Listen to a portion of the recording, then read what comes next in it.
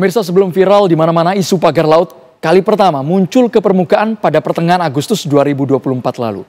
Adalah Dinas Kelautan dan Perikanan Provinsi Banten yang memperoleh informasi itu dan kemudian segera menindaklanjutinya. Temuan saat itu mengungkapkan panjang pagar laut baru mencapai 7 km. Lalu seperti apa tindak lanjut pihak berwenang waktu itu? Selengkapnya dalam Benang Merah, episode Pagar Laut Viral.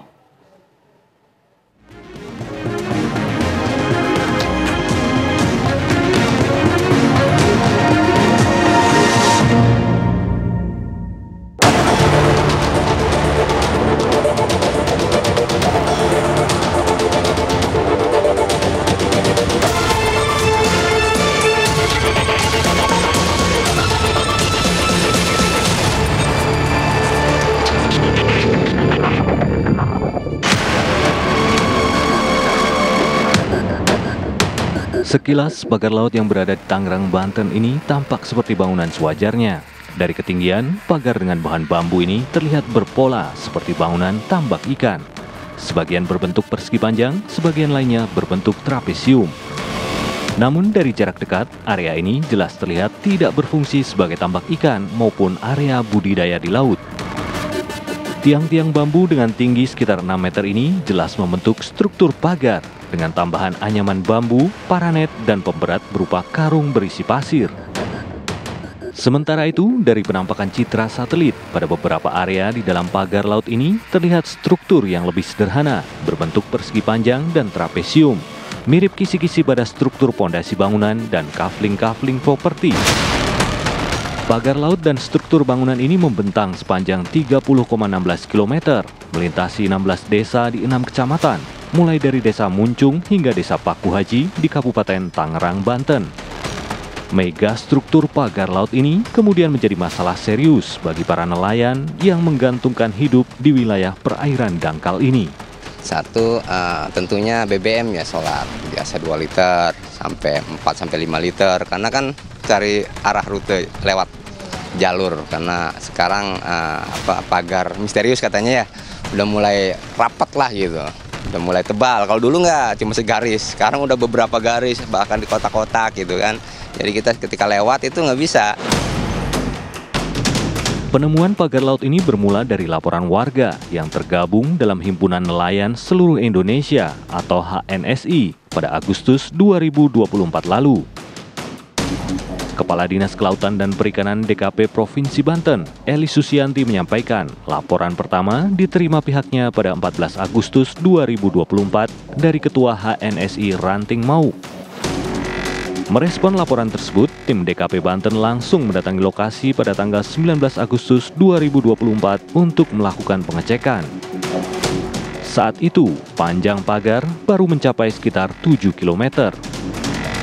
Kemudian pada tanggal 4 dan 5 September 2024, tim DKP Banten kembali melakukan investigasi bersama Direktorat Jenderal Pengawasan Sumber Daya Kelautan dan Perikanan atau Ditjen PSDKP KKP, serta polisi khusus. Dalam kunjungan kedua ini, tim dibagi menjadi 2 kelompok, satu untuk memeriksa langsung lokasi pemagaran, sedangkan tim lain berkoordinasi dengan camat serta kepala desa setempat. Hasil koordinasi menunjukkan pembangunan pagar laut tersebut tidak memiliki rekomendasi atau izin dari pemerintah setempat, baik dari pihak kecamatan maupun pihak desa. DKP Banten terus memantau perkembangan pagar laut ini. Pada patroli berikutnya tanggal 18 September 2024, tim gabungan yang melibatkan Dinas Perikanan Kabupaten Tangerang, HNSI, TNI Angkatan Laut, Polairut, Satpol PP, dan Kementerian PUPR menemukan fakta bahwa panjang pagar telah meningkat menjadi 13,12 km. Berdasarkan Peraturan Daerah Nomor 1 Tahun 2023 tentang Rencana Zonasi Wilayah Pesisir dan Pulau-Pulau Kecil, kawasan yang dipagari ini masuk dalam berbagai zonasi yang seharusnya terbuka untuk aktivitas publik, meliputi zona pelabuhan laut, zona pariwisata, zona pelabuhan perikanan, zona pengelolaan energi, zona perikanan budidaya, dan zona perikanan tangkap. Pemagaran laut ini berdampak langsung pada hajat hidup ribuan masyarakat pesisir. Ya dirugikan lah, dirugikan. Satu kerugiannya itu dari transportasi bahan bakar. Maksudnya yang seharusnya bahan bakarnya ini bisa ditempuh 2 liter misalnya kan, contoh saja bisa 2 kali lipat, 3 kali lipat karena kita mencari ruang-ruang yang terbuka.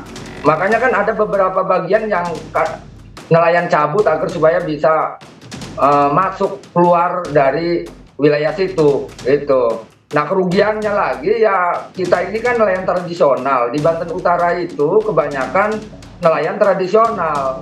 Nelayan tradisional itu termasuk ya nelayan pencari kerang gitu kan, kayak macam jaring bondep gitu. Itu kan di wilayah-wilayah pinggir. Nah, sementara wilayah pinggirnya ini banyak bambu-bambu yang terpasang gitu kan. Sebenarnya mah kita juga bertanya-tanya, ini bambu apa gitu kan.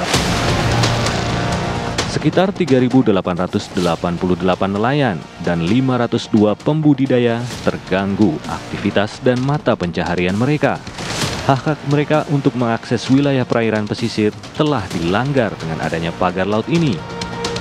Namun, sejak menerima informasi dari masyarakat pada tanggal 14 Agustus 2024 hingga akhir Januari 2025, belum juga ada keterangan resmi dari pemerintah pusat maupun pemerintah daerah terkait pihak yang bertanggung jawab atas pembangunan pagar laut ilegal ini. Akhirnya saya berpikir, wah, kalau saya lihat dari atas kok seperti tambak, karena di dalam bambu yang di tap itu kan, yang dipasang di ini, itu ada gedag, namanya gedag. Kalau saya manggilnya apa ya? Pelupuh yang taruh di atas bambu. Kemudian sisi kiri sisi kanannya ditaruhin hitam-hitam pararet gitu kan. Nah, kalau kita senter dari atas itu seperti gili tambak. Wah, kata saya ini kok, waduh, jangan-jangan ini ada transaksi gelap tentang kaping laut gitu kan. Saya curiga itu, baru tuh saya negatif nih pikirnya nih. Wah, jangan-jangan ini seolah-olah dibikin seperti tambak, kemudian beberapa orang cari girik, dibeli girik itu dengan harga murah, diganti nama saya anggaplah kan gitu, kemudian udah saya siapkan di BBN gitu. Jangan-jangan ini mah dugaan. Pada akhir tahun 2024, keberadaan pagar laut sepanjang 30,16 km di wilayah pesisir Kabupaten Tangerang, Banten ini menjadi viral. Jadi kebetulan tahu lah, dari mulai pengiriman sampai penancapan itu saya perhatikan, tahu lah. Pengiriman itu dari mobil truk, Bu. Malam tuh 5 ngempol. Lewat, malam hari? Iya, malam hari. Lewatnya juga dari rumah saya. Setelah lama kemudian, ya dulu sih cuma pagar membentang ya. Nah, ke sekarang udah ngotak-ngotak. Ya bener kata Pak Khalid tuh, jangan-jangan gitu, ada apa-apanya. Pada saat nancepin pertama kali tuh Pak, bambu-bambu itu nggak sempet nanya, ini buat apa? Oh, sempat ngobrol dengan para pekerja di sana. Sempat nanya. Nah iya, sempat nanya, Pak, mohon maaf ini buat apa? Buat pagar laut loh. Oh, laut di pagar gitu, buat apa? Ya katanya sih buat PIK 2 gitu, Agung Sedayu kata si karyawannya itu. Itu jelas disampaikan. Jelas disampaikan. Saksikan Benang Merah episode selanjutnya.